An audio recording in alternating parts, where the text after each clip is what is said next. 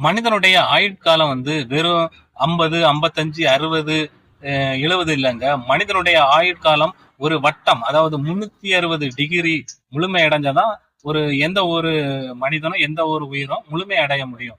நம்ம 45, அதாவது 90 டிகிரில பாதி ஆகல, அதோடய நம்ம வாழ்க்கை முடிஞ்சுன்னுக்கிட்டு நம்ம முன்னோர்கள் அவங்க வாழ்க்கையை முடிச்சுட்டு போயிறாங்க.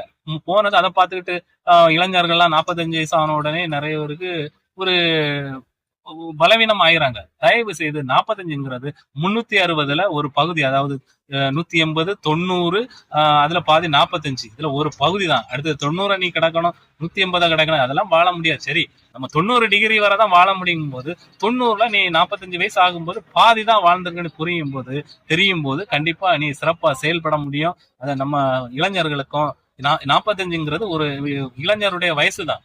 மக்கள் 45 ஆனோட ஏதோ முதுமையாயிட்டோம் அப்படின்னு ஃபீல் பண்ணாங்க.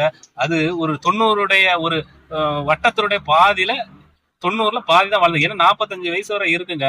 நீங்க இப்ப இளைஞன் தான் கண்டிப்பா.